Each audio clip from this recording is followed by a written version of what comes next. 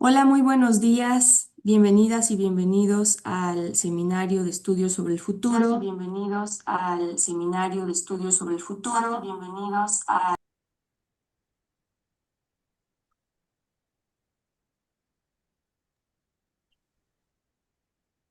Hola, buenos días. Hola, buenos días. Hola, buenos días. Tenemos un problemita. Sí, hay un eco. ¿No estás conectada por dos lugares? No, ¿verdad? Should we all mute? Yes, let's all mute, exactly.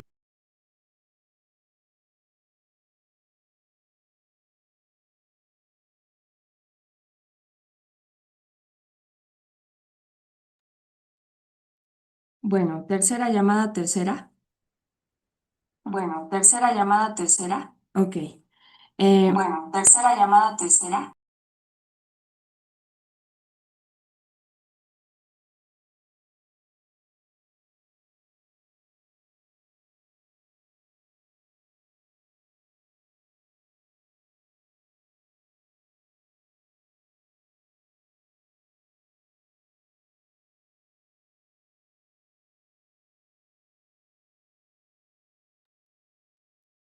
Hola, hola. Hola, hola.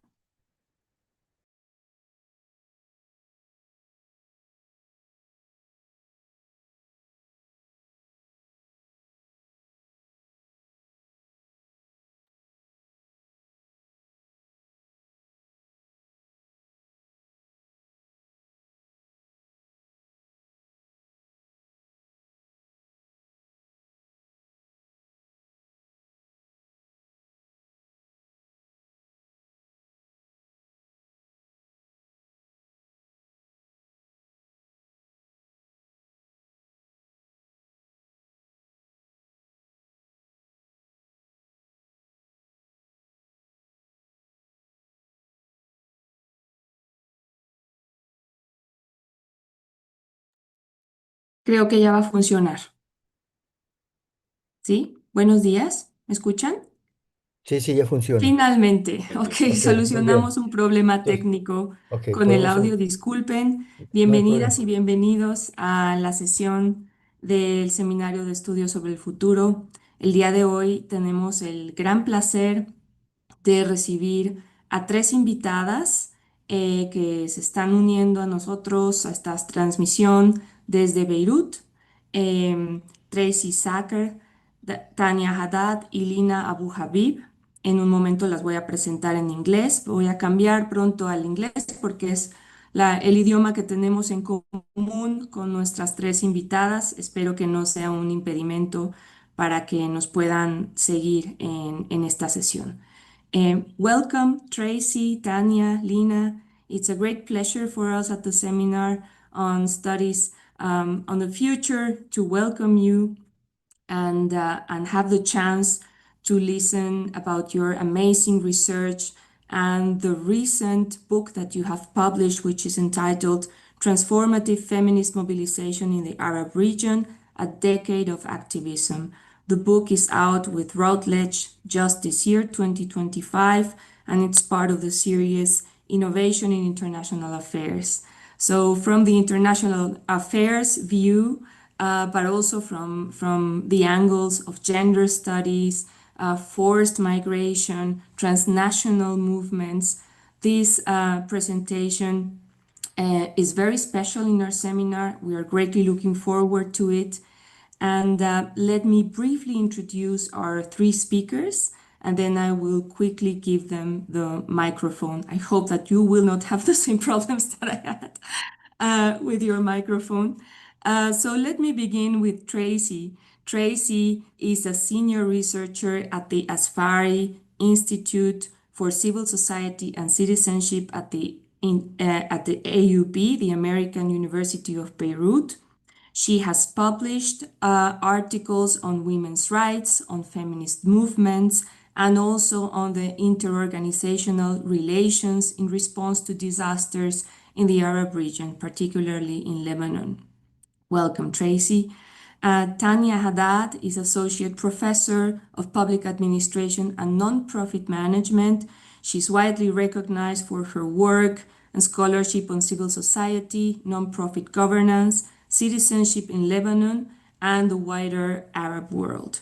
Her work usually examines how sectarian welfare networks, NGOs, and volunteer initiatives influence state-society relations, how citizens negotiate their belonging, but also on accountability and public participation, especially in context of weak or fragmented states. Welcome, Tanya.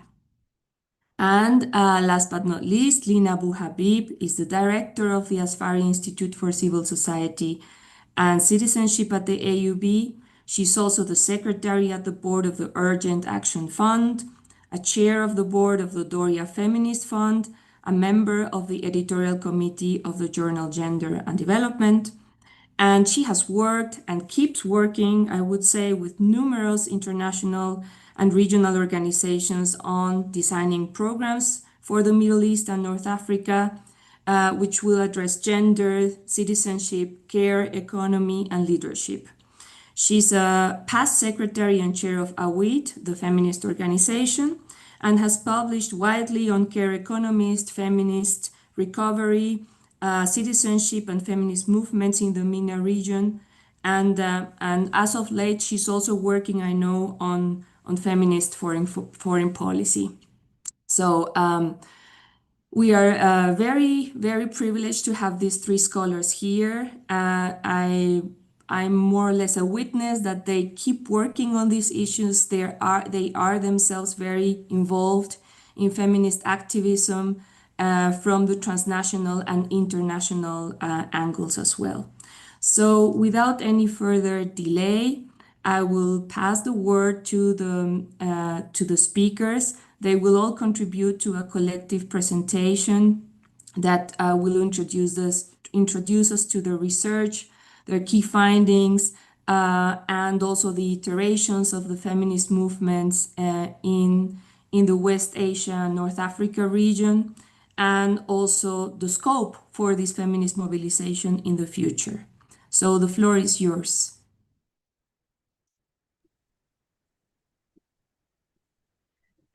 I'll start. Thank you very much. Thank you for the introduction, and thank you for organizing this seminar and this panel. We really appreciate it. I'll start with providing you with a small background about the study, why it started, why we did the study, and the main research questions and the case studies, why they were chosen. So this project began in early 2022, a moment when the region was undergoing a profound transformation. Across different countries, feminist activists and civil society networks were pushing boundaries. They were resisting patriarchal systems, reclaiming public and digital space, demanding accountability, and reshaping legal and political norms. Their work was innovative, courageous, and often carried out under extreme challenging conditions. Yet, despite this momentum, one thing was clear. There was no sustained scholarly effort to document, archive, and analyze this feminist movement in the Arab world. Their strategies, their challenges, and achievements were rarely captured systematically, and much of their knowledge risked being lost to fragmented reports and donor-driven documentation. So this book, the idea of the book emerged from that gap, from the belief that feminist movements deserve rigorous research, accurate presentation, and documentation rooted in feminist terms and feminist epistemology. So we structured our inquiry around 4 key questions. The first question was, how do feminist strategies influence public policy and accountability? The second question, guiding question for the book, is how do feminist actors define and measure success and failure? The third question is how do relationships between feminists and the state evolve in different political environments? And the fourth question, and the most important thing, is how does feminist knowledge production shape collective and civic engagement? When it came to our research methodology, it is mainly grounded in feminist theory and feminist epistemology. Methodologically, the book draws on in-depth qualitative interviews with feminist organizers and leaders. field observations and engagement with practitioners networks, movement documents, feminist archives, and digital campaigns, and as well as participatory feminist research practices emphasizing reflexivity and co-production of meaning. What does it mean? It means that we center our research on the woman's experience as knowledge, not as anecdotes. We recognize the structure of power, gender, class, geography, sect, ability, and citizenship status. We treat activism as a site of political innovation, and we prioritize co-creation, dialogue, and accountability to feminist actors. This approach allowed us not only to document events, but also to understand the strategic thinking and ethical dilemmas that shape feminist activism in complex political landscapes. When we came to our case studies, they were chosen intentionally, not for geographical diversity alone, but because each represents a distinct strategic pathway of feminist mobilization. They illuminate different political opportunity structures, hybrid regimes, and fragile states in transition. The growing centrality of digital feminist activism as a space of resistance and safety. Specifically, we chose Lebanon, where feminist actors leverage legal reform and policy advocacy. We chose Egypt, especially in post-revolutionary context, and Jordan, highlighting coalition building and right-based community organization. These cases show that feminist strategies are context-specific, deeply adaptive, and intellectually sophisticated.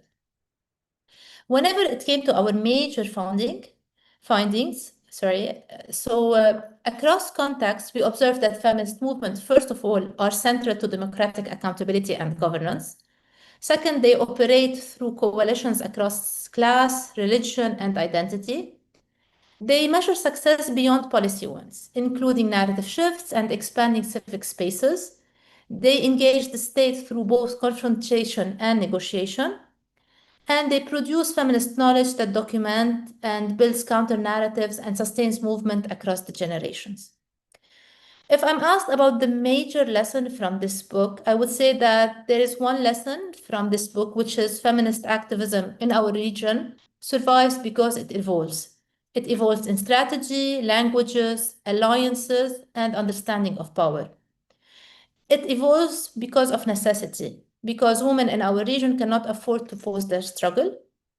Despite repression, crisis, and fatigue, we see those movements that are strategic, adaptive, and profoundly imaginative, reimagining not only rights, but the very architecture of citizenship and governance. So for me, this research and this book is more than an academic study. It serves as a record of contemporary feminist activism in the region, a recognition of the work carried out by activists under challenging conditions, and the resource that we hope will support future research, organizing, and policy engagement. I provided you with an overall overview of the research questions, the methodology, and the case studies. Now we'll move to my colleague, Tracy, who will provide you more details about the case studies.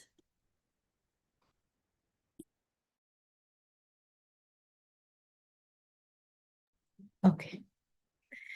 Good afternoon and good morning, everyone. I'm very happy to share reflections from our collective research on feminist mobilization in the Arab region, which traces a decade of feminist struggle across the WANA region. The Arab uprisings of 2011 opened spaces for political participation and protests, but they were followed by instability, conflict, and authoritarian backlash. Yet, in this turbulent context, feminist movement persisted. They became one of the most enduring forms of civic engagement and resistance. Across the region, feminist activism adapted to shifting realities. It became more intersectional, digital, and political aware. It moved beyond single-issue campaigns to address structural injustice, linking gender equality to citizenship, economic rights, and democratic participation. So our study started in 2022 and reflected a decade of feminist social mobilization in the region. So over the past decade, feminist movements in WANA region have evolved through three main forms of activism. First, grassroots mobilizations, protests, sit-ins, public advocacy, which is the original strategy or model of mobilization in the region. It evolved to institutional and legal reforms efforts by lobbying decision makers and leveraging CEDAW and human rights frameworks trying to abide and meet international standards. And third, digital and knowledge-based activism, using research, storytelling, and social media to shape public discourse and awareness. Their scope expanded from defending women's personal status rights to engaging in issues of nationality, violence, labor, and representation. So feminism became a practice, a political practice about transforming power relations and redefining citizenship itself in the region. We worked on two case studies. Two comparative case studies. The first one focuses on gender equality and nationality law, a comparative between Jordan and Lebanon. And the second one is about gender-based violence, a comparative study between Egypt and Lebanon. So the first major iteration is the struggle for reform of nationality law. In both Jordan and Lebanon, women still cannot pass nationality to their children or spouses. One of the clearest examples of institutionalized gender discrimination. Feminist movements emerged from the lived realities of mothers whose children were denied access to education, healthcare, or jobs. And over time, these personal struggles turned into organized campaigns. In Lebanon, the movement was initially fragmented. Multiple campaigns with different slogans and donors were present. But of course, we have some, let's say, pioneer campaigns, such as the campaign led by CRTDA, My Nationality is My Right and the Right of My Family. And this campaign reframed the issue as a citizenship and human right demand, not a sectarian concern. In Jordan, pioneers activists such as Naama Habashne and Aroub Subah used complementary approaches from protest and sit-ins to policy dialogues and conferences. Early digital mobilization, especially through Facebook in 2009, helped connect hundreds of affected women and sustain the campaign for this right. These movements combined protest, storytelling, legal lobbying to humanize the issue and keep it on the public agenda.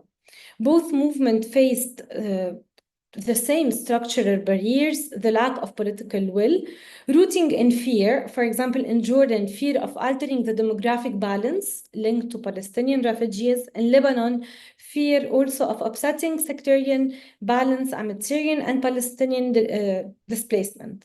Still, their advocacy showed some results. We can say like these are the small successes that people we interviewed talked about. For example, in 2014, Jordan granted Mazaya, which privileges gives privileges. Sorry, the Mazaya is a privilege to children of Jordanian mothers. A partial one, but symbolic. It gave them like economic rights. And in Lebanon, no legal reform are seen yet, but the issue became part of public and political debates throughout the years. So these campaigns demonstrate how feminist activism in the region builds political awareness, mobilizes solidarity, and keeps equality on the agenda, even in resistant systems. For the second case study and the second iteration of feminist mobilization, the regions focused on gender-based violence, an area where activism directly influenced law, policy, and public awareness. Following the 2011 uprisings, new public spaces emerged, but they also exposed women to widespread sexual and gender-based violence. What had long been considered a private matter, domestic violence, harassment, and sexual assaults became a political and public issue. In Egypt, feminist organizations and movements such as Nazra for Feminist Studies and Harassmap documented sexual assaults in Tahrir Square and launched campaigns that redefined harassment as a structural and political problem. Their persistent work pushed the state to criminalize sexual harassment in 2014, and adopt a national strategy to combat violence against women in 2015. In Lebanon, a coalition of women's organizations and legal activists led a decade-long struggle that resulted in Law 293 in 2014 on domestic violence, Law 2005 in 2020 on sexual harassment, and many other also small successes, they say. These laws were the product of feminist legal drafting, survivor testimonies, and media advocacy, a powerful mix of research and activism. The movement approach evolved to survivor-centered framing, placing women's lived experiences at the core of advocacy, strategic alliances, collaborating with lawyers, journalists, and policymakers, and public campaigns using media, art, digital storytelling to break taboos and make violence visible. Still, challenges persist. Law often lack enforcement, and patriarchal institutions continue to normalize violence. Many activists also face backlash, online harassment, and surveillance. Yet, these feminist coalitions achieved something far deeper than legal reform. They reshaped public consciousness, making violence against women a legitimate political issue. Now I will talk about cross-cutting trends and strategies from our case studies. So several themes emerged. First, intersectionality. Feminist movements recognize overlapping oppression linked to class, nationality, displacement. Second, coalition building. Collective action has become essential. Regional dialogues also, and this connected activists across border fighting for the same cause. Digital activism, social media democratized mobilization and amplified marginalized voices, especially, for example, during the people of COVID-19, where protests and sit-ins were difficult to organize. Knowledge production, research, documentation, storytelling became tools for advocacy and global accountability. And finally, donors' dynamics. While donors enabled growth, project-based funding often fragmented efforts, so sustainability remain a key challenge nowadays for these movements. From this decade of mobilization, several lessons stand out. First, adaptability is strength. Feminist movement constantly reinvents strategies to survive the political context and political repression. Second, sustainability. Long-term coalitions are more impactful than short-term projects, which hinder sometimes the fulfillment or to achieve the end goal and cause. Third, communication with decision maker is crucial. Advocacy must bridge activism and policy. Fourth, knowledge equals power. So documenting lived experiences transforms injustice into evidence for change.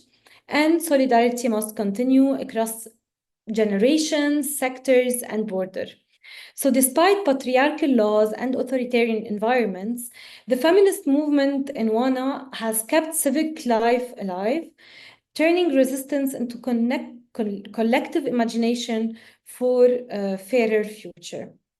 To conclude, feminist activism in our region is not a single movement, but many intersecting one rooted in lived realities, grounded in courage, and sustained by hope. These movements remind us that even in fragile states and restricted societies, feminist mobilization continues to be one of the stronger engines of democratic and social change.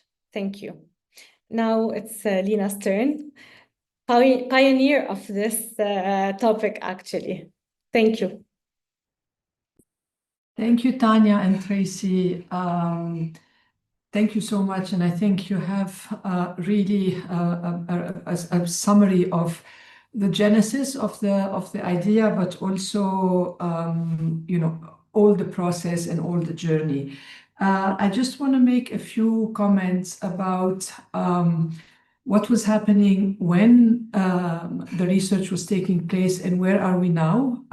So mostly context-specific, political context-specific comments, and which lead us to what next, which is a question also that we asked ourselves after finishing this research and after publishing the book. And I think Tanya, and especially Tanya, will painfully remember how much she was nagging me to finish my chapters. I think I missed 17 deadlines. So Tanya, this is an opportunity to thank you for being so patient with me. This was taking place between 2022 and 2024, which means that by the end of 2023, the war in Gaza started, which it doesn't mean that the region was incredibly peaceful before that. It has always been in a chronic situation of an endemic situation of various levels of conflict. But 2023, and then followed by the war in Lebanon, the Israeli war on Lebanon in October. And this is one of our office cats, and I'm going to tell you, I know we're being watched, but he's called Cojones. So then the war on Lebanon started. So we really need to imagine that this was happening in the background. Then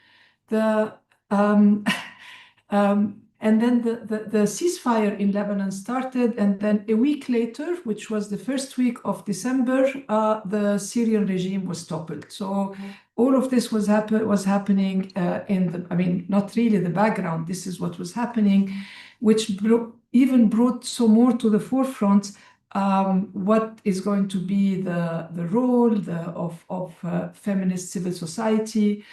And one of the reasons for doing this research and this book was also to look with hindsight at a decade of feminist activism after the Arab Spring. So here you are again now in 2023, 24, with another really brutal turning point with everything that means. So with this in mind, my comments are about, what is it that we are facing now?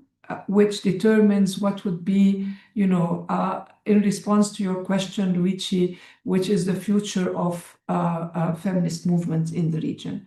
So when we started this, the data was being collected and the writing was being done in a context of various levels of conflict.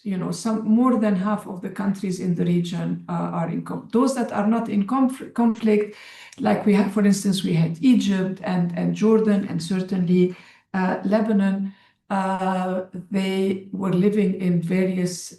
dealing with various challenges, an extreme autocracy and control over the civic space in Egypt.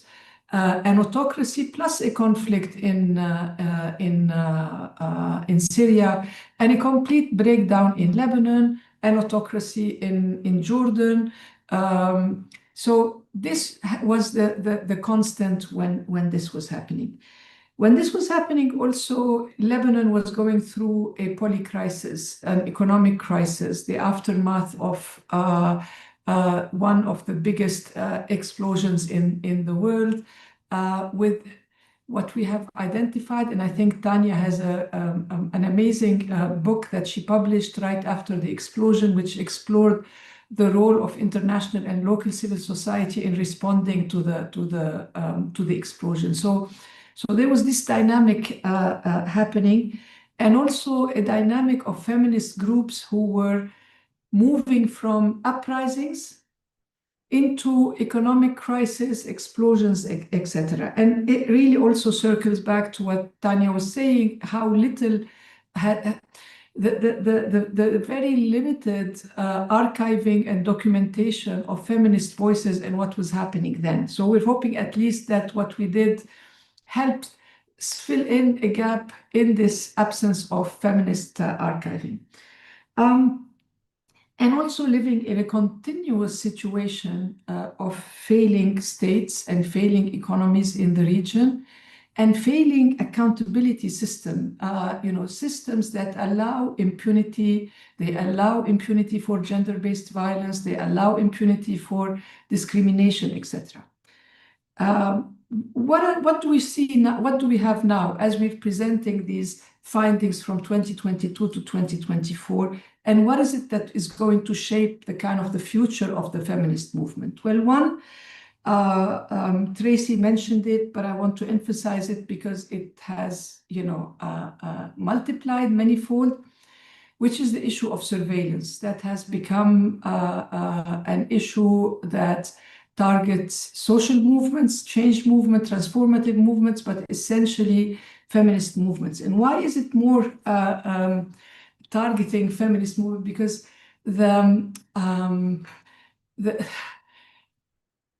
the change in discourse, or the making of a new ultra-right, ultra-conservative, anti-women, anti-trans, anti-gender, anti-refugee discourse is not limited to a certain geography. It has a ripple effect here, and it also empowers autocratic regimes here, because this has always been the case, that they are empowered by anti-rights discourse and anti-rights policies elsewhere. And we've seen this in the last CSW. Tanya and I and other colleagues were there, where actually it was very convenient to many governments from our region. It was very convenient for them to sanitize the language from gender, from feminist demands, etc. So surveillance coupled with a global, very rabid, very well-resourced, very violent anti-rights movement is actually what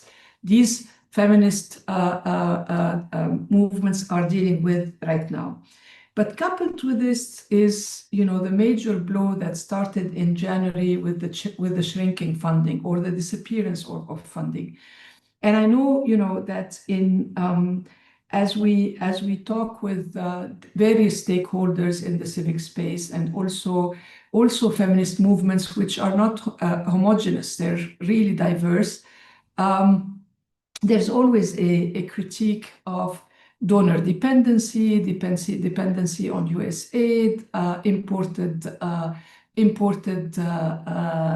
agendas, etc. We hear this all the time. In some cases, it is true. In other cases, it really invisibilizes the local nature of feminist activism in this region. These demands are not imported. Yes, donor dependency is an issue.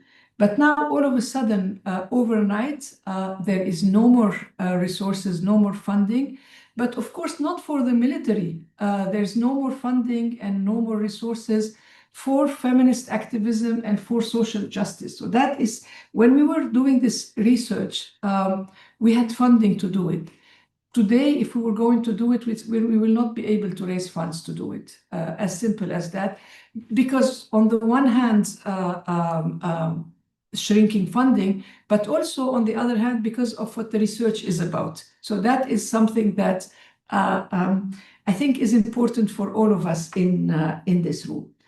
And what we're seeing already, which is already starting to impact, is the emergence of, within this new context that I'm sharing, is the emergence of opportunistic structures. Because when you stop one stream of funding, other opportunities arise, and other opportunities arise within a structure where what the language is possible, what terms are acceptable, what can you get funding for. And we are seeing this already, moving more into basic humanitarian aid, because it's important, and nothing, and political action is not important. Moving into, what we're seeing now in donors circles is actually the return of the word resilience, livelihoods. Even this morning I was in a meeting and there was talk about micro enterprise and micro enterprise, and I thought that we had abandoned this last decade. So the emergence of these opportunistic structures, which bring back with them, because it's more marketable now with less funding and more conservative discourse, not new actually, recycled modes of intervention that are, I would say, totally anti-feminist. It's going back to it's really going back even before what in the West they call the first wave. So if I was going to, and I will end with this. If I was to say, you know, what would be the interesting and the really important research questions to think about right now, I would definitely think, number one, how are feminist, progressive, transformative feminist movements navigating the current scene, and how do they continue to work within the same ideologies and the same strategies despite everything that I described. So basically, it's how do transformative feminist movements in the MENA region continue to exist and challenge and disrupt with all these new layers of very powerful struggle. That would be my first one. My second would definitely be, why do we not look, even as feminists who are interested in transformative movements, in feminist movements, we still have countries under the radar. And I think it's a good time to examine ourselves, why are these countries still under the radar? Is a charitable way to say there's really very little interest. And I think now, for instance, about Sudan, and I think about Syria, and I think about Iraq.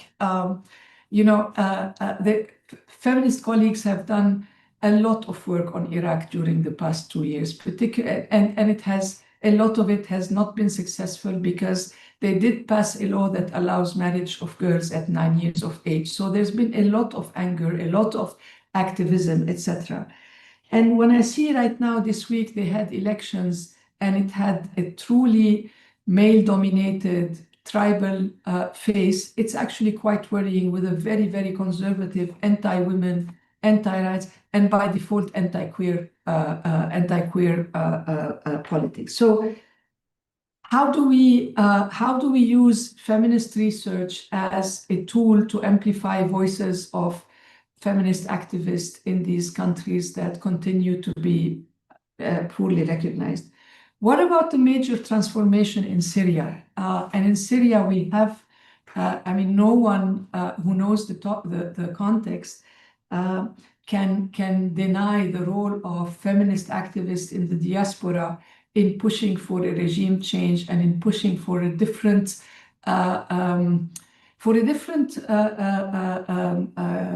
for a dream of what egalitarian and free communities are. But at the same time, what is coming now is a very conservative, ultra-conservative fund. It doesn't matter if their new president can play basketball or not. He has, I don't know if you've seen him, he was playing basketball with the Americans. His politics are religious fundamental politics. There is a kidnapping, rape, and murder and torture of women and girls on sectarian basis has become the new normal. Our friends and colleagues with whom, as Asper Institute, we work with, are going back to either working underground if they're in Syria or going back to diaspora. So how do we capture this, and how do we use research as a tool? And so what I'm trying to say is the second set of research questions looking forwards is really looking at some geographies which have not been out there, which means that the feminist voices and feminist activism is very little known except by some people. And how do we use our, ability to maybe to support, to use the connection that we have to draw this next agenda of feminist research on feminist activism in the region. I think I will stop here.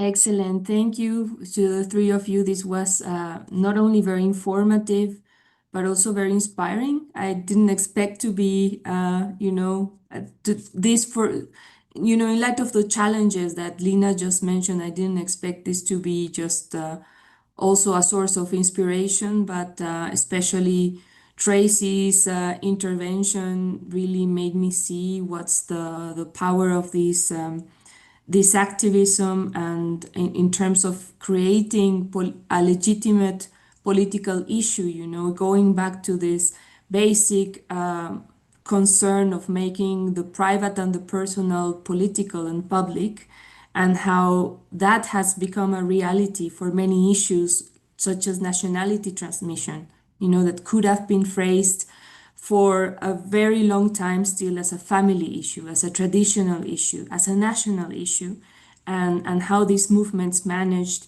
to turn it and to frame it as a human right demand, and also separate it from sectarian concerns. So that's not a small feat, that's a huge triumph.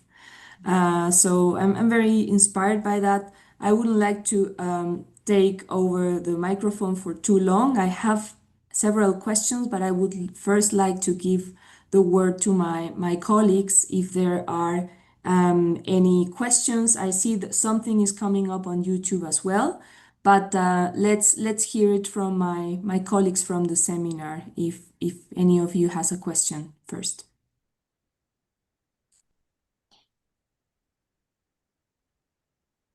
Okay, I can, okay, Elodie, maybe, okay.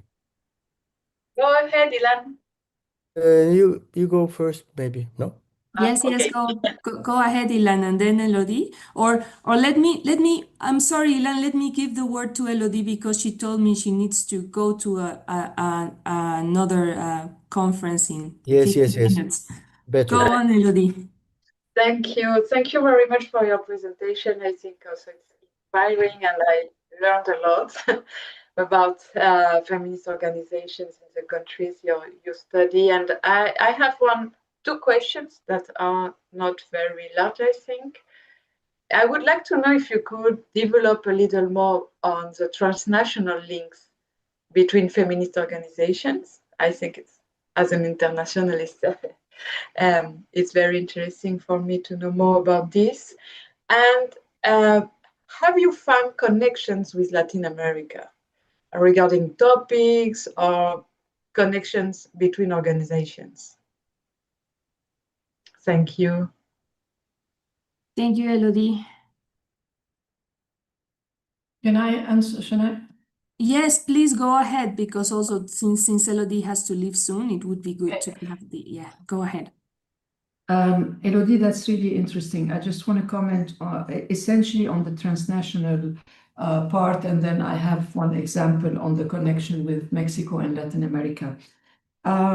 Interestingly enough, the transnational connections are essentially at the level of young emerging feminists. So I would say Gen Z and Alpha.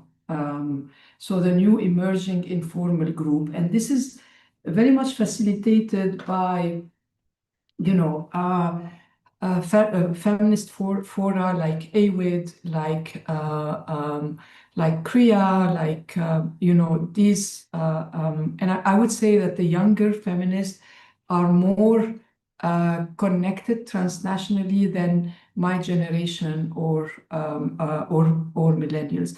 My generation and millennials, we get together in the more mainstream forum. So we see each other at CSW and we rant about CSW and we talk about how ineffectual it is, but it's still the place where we converge and we try to collaborate together. So for instance, the last AWID forum, which was in Bangkok earlier this year, was actually a melting pot of something like 2,000 people or so. Women Deliver will be meeting in Australia next year, and they are also expecting that number. Next month, CREA is organizing its reconferencing, which is also a radical feminist and it will be essentially 250 people. So this is, and really global, as in global South, and of course global North, but global North to a lesser extent. And of course, there was in Brazil the Care in Crisis conference. But I think everybody so these connections through being present, through physically being present together. I just want to perhaps say that we don't know their future as well, because we're not sure, and everybody is aware that beyond 2025, we're not sure that people will be able to get the money to travel all over the place, and there is a need to reconsider this. And it's the same for the more traditional, our spaces, CSW, UPR, etc. So that's your first question. The connections with Latin America and with Mexico are actually intentional, at least for us. For instance, we do have an MOU with Colmex, and that's how we have these different pieces of collaboration with Luigi. We will be hosting her for her book on citizenship beyond nationality, hopefully in May, we said, didn't we, Luigi? So that's, but I want to say that we are involved in a research on anti-rights movements in the MENA region, and it looks at 5 Arab countries, but we have an advisory, a Global South advisory of researchers from Colmex, from Costa Rica, I think that we have 3 Latin American countries, 2 South Asian countries, with feminist researchers who are working on anti-rights. And this was very, very intentional, because we wanted to look at trends in anti-rights and take it out from the specificity from one place to another. Yeah, that's. Thank you, Lina. Thank you, Elodie, for the question. Go ahead, Ilan. Okay, thank you very much. It's very, very interesting, fascinating, really. And something that we don't know much in Mexico about. And my question is quite general. You talked about the problematic of the feminist movements in these 3 countries. It looks quite complicated, because there is a combination of autocratic, very machist and fundamentalist religious resistance. But maybe you could talk a little bit about the differences between the different movements, between a very autocratic country like Egypt, somehow less or more of as autocratic in Jordan. I don't know exactly how much, and a more liberal maybe in Lebanon. Is there a difference between the feminist movements between these 3 countries?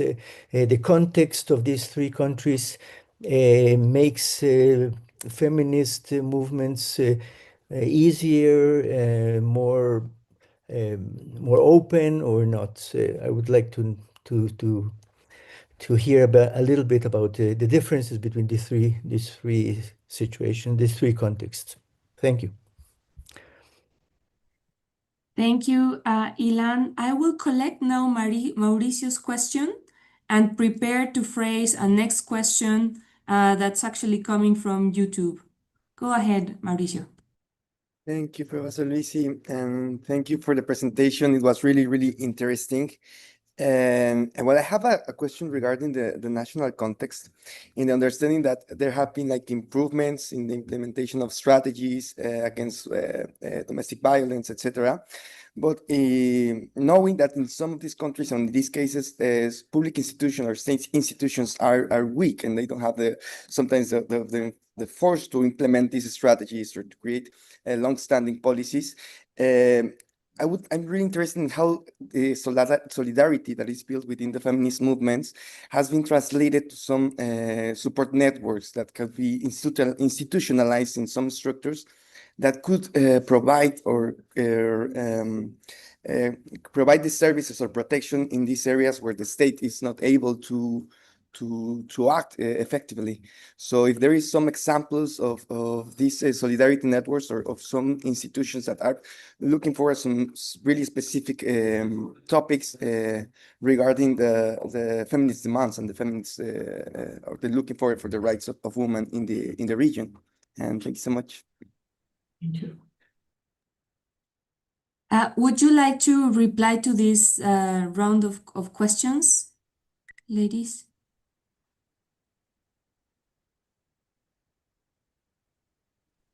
Do you want to take the question from YouTube? So we have 3 questions and we can address them.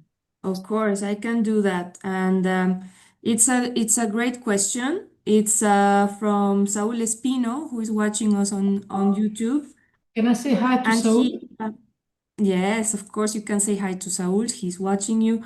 He would like to ask you, how do you think the feminist activism that you are documenting challenges dominant global north framings, given how women's movements in the global north have often been cast in exoticizing or no, given how women's movements rather in the region, in the MENA region, have been cast in exoticizing or reductive ways. And maybe adding to that question, because I think it's closely linked to it, I would dare to make a question of my own, because I'm thinking of several global South movements in this phase that we are living in, and how difficult it has become to phrase some struggles in the language of equal citizenship. Yes. Today, because there is a big challenge occurring and there is a contagion effect.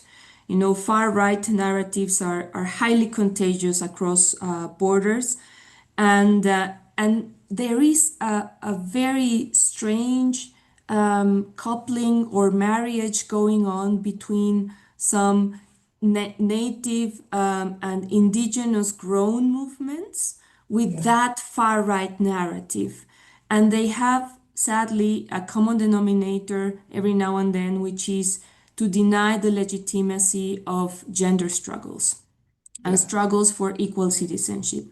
We see that happening, and I think this is a worldwide phenomenon of this backlash also against gender struggles, you know, to denominate them gender ideology, you know, and then to fight against it. So you can see this also how it plays in new narratives that counterpose the local to the foreign, the family values to the gender ideology. We see traces of that and signs of that in South America and in other regions as well. So there is this propagation, at least that would be my impression.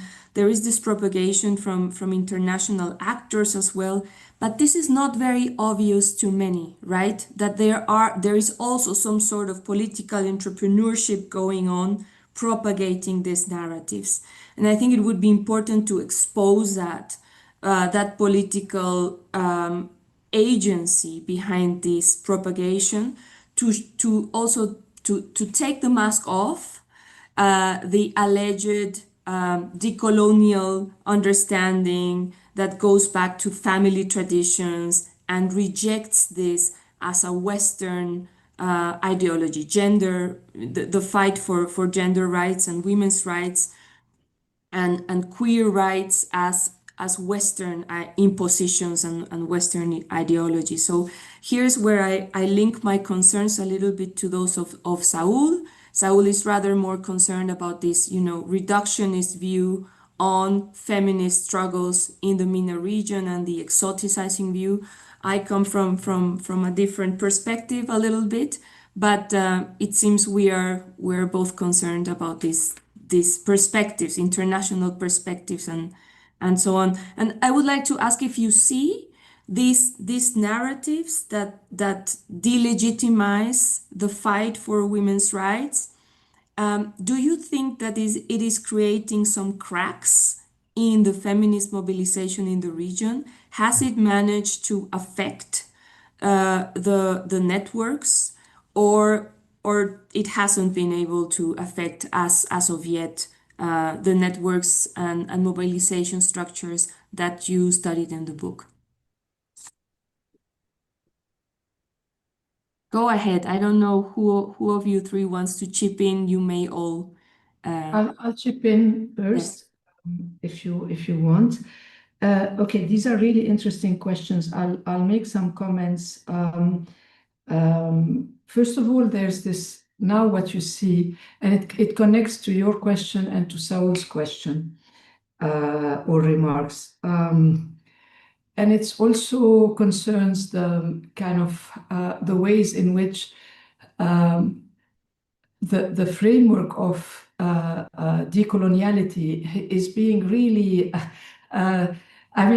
used to people's benefit, wherever it benefits them. So what we used to have, and it's, my generation certainly remembers it, the generation of feminists in my age, was that every demand you had was actually the way to fight it was to say that it's colonial, that it comes from the north, etc. And of course, I don't want to argue that it doesn't, but it was a perfect way to undermine it, sabotage it, delegitimize it by pegging it to the north. And now suddenly, when the discourse from the global north essentially is anti-rights, essentially is anti-women, essentially is anti-abortion, essentially is anti-queer, suddenly there's no problem with this. It's fine.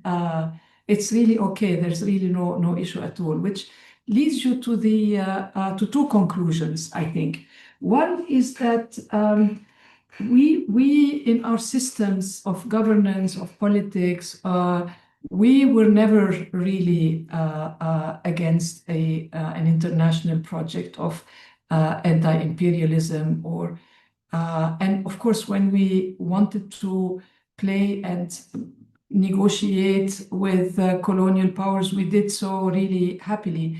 We were basically patriarchal, and we could connect with patriarchal systems wherever they are, provided we agree with them on on gender ideology.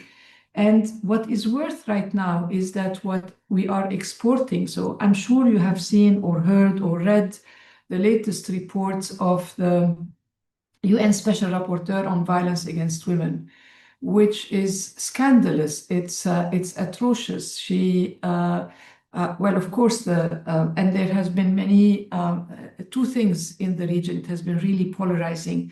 One is many homegrown, local, indigenous women's group who support her fully in being anti-trans, anti-sex worker, anti-surrogacy, anti-everything. But she did make a statement pro-Palestine, so it makes her amazing. But she is actually, she has brought back all the rights to biology, which, we had moved on from this ages ago. And so suddenly at this level, the UN is fine when they have such a report going out, even though, the mechanism is such that this report is not binding, is a report from a special rapporteur. But anyway, so that is absolutely amazing. But Latin America, who's in the global south, and if you take out some of the conservative countries right now, countries that are pro-abortion, pro-same-sex marriage, pro-equality, etc., we forget that they are from the global south, and we forget about the south-south, and we have nothing to do with them. We don't identify. And I'm talking from, so what I'm trying to say, and which is becoming evident in our new research on anti-right, is that they work in the same way, and the alliances they make are not based on North-South as in decolonial and colonial. They are based on gender ideology and very strong patriarchal systems, and very strong actually, and they are neoliberal like any other person. They are in no way progressive or and within this, so that's to some extent talking to your question, Luigi. And I want to go back a little bit to what Saul is saying.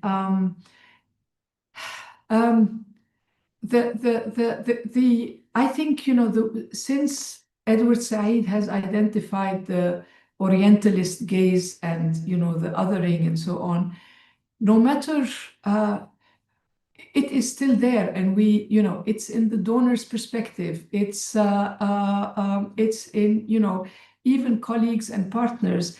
And also what made it now quite a polarizing thing is the events in Gaza, which has really divided people and left have left no gray areas, and has, I think, reinforced that Orientalist view of. So how do you take these two things, and how do you try to understand how they play out? I find it difficult, but I really see them existing, both of them at the same time. Now, what made and another question that I ask myself in relation to what made the outrage on Gaza more global and more out there versus not noticing Sudan, I'm baffled. I have absolutely no clue. But is it because of being in Africa? Why is also Congo not part of the conversation? And this brings you back to the extent to which a colonial view of the world and of the hierarchy is not just in the global north. I think it's within all of us. I think I muddled a bit, but there were many questions, and I just took a stab at. I will try to answer. Yeah, I will try to answer briefly the questions of Ilan and Mauricio, and to link them actually.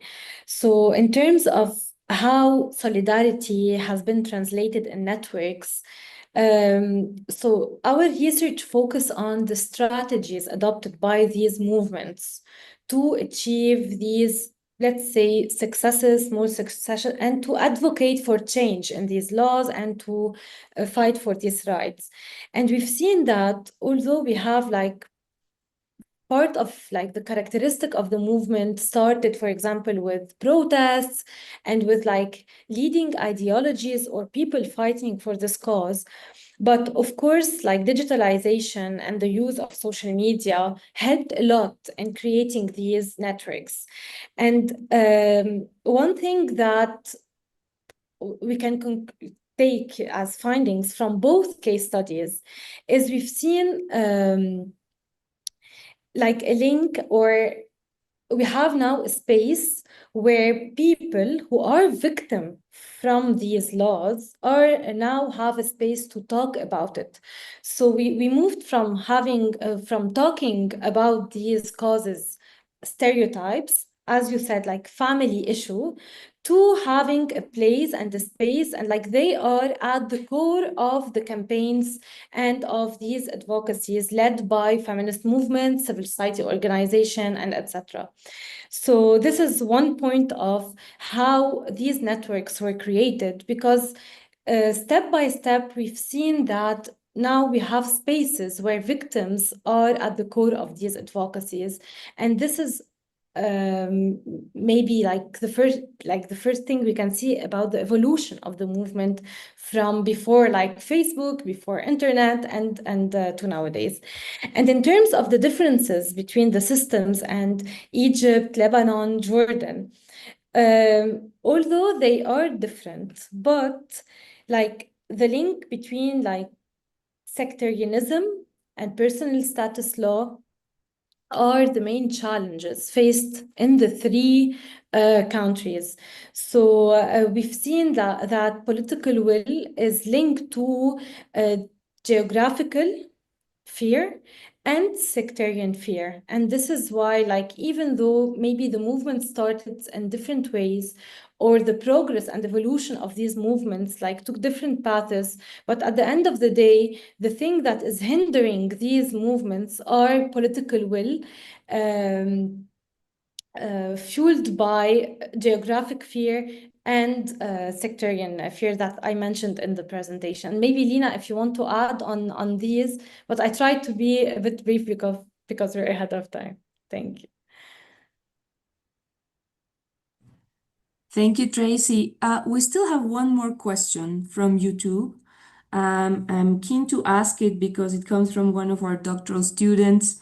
Hello, my name is Julia Gugarli. She writes, thank you so much for this talk. I would like to ask how these feminist movements have related to other struggles in the WANA region. And she mentions, for instance, nationalist movements or class struggles. So I remember well that Tracy mentioned intersectionality in the part of the presentation, but more concretely, how does it relate to these two? Tanya? No, go ahead, Lina, if you want to. I'm tempted to say that there are silos, because there are silos, and the connections are very rare. And I will also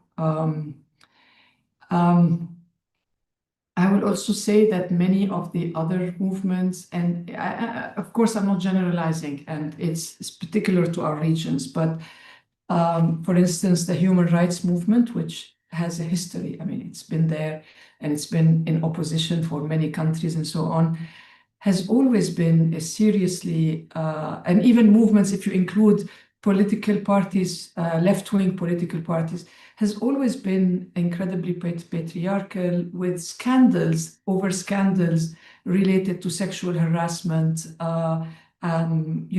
Egypt, Lebanon, Jordan. I mean, the scandals of political figures who are, or civil society figures who have long been supported as being the opposition, courageous opposition, the left-wing opposition. So it's a very male-dominated, violent, holier-than-thou patriarchal setup, and I think this has really encouraged the side. And let me just finish by one thing. If you look at the genealogy of the women's movement in the region, and you link it to independence, and she wants to be in the conversation, Tanya, and you link it to, liberation, formation of nation states, etc., and then the emergence of the parties from the left. Many of the earlier women's rights and feminist organizations from the 60s have actually emerged as schisms from communist movement and socialist movements, because they realized actually that these were guys like anybody else, and they were supposed to make coffee for the guys like anybody, a housewife. And they are still there. Actually, the feminist movements that have survived or that have split from the left-wing parties are very much there and play a much more significant role than the father left-wing party in the region, which I'm not saying any secret. They have become a joke with all the. Anyway, I should stop here since it's on YouTube. Self-censorship. No, it's fine, Lina. I want to conclude this session by thanking you, our speakers, but also the people who have been following on YouTube for their attention and their interest.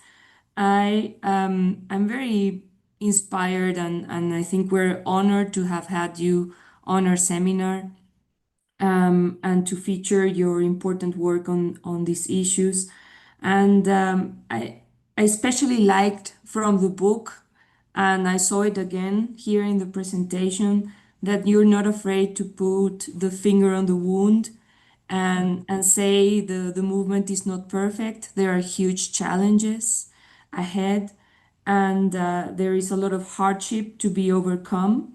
But I think that there is so much already that has been won from what you presented, how the movement has been able to turn issues that were marginalized as non-issues into something that is worth organizing for, and fighting for. And even in the light of a wide repertoire of reasons not to do anything, right? There is war, there is sectarianism, there are displaced population, there is the Palestine issue. These would be wonderful excuses not to do anything and to be overwhelmed by other stuff. And yet something has happened, and that is deeply inspiring, and it also connects to classic issues of contemporary and classic political theory, democratic theory, who is the people, and you show us, you remind us that the people is not a homogeneous mass, but it's actually composed of groups that are affected differently by politics. So thank you for this inspiration. It has been wonderful to listen to you. I amply recommend the book. I've been lucky to read it already.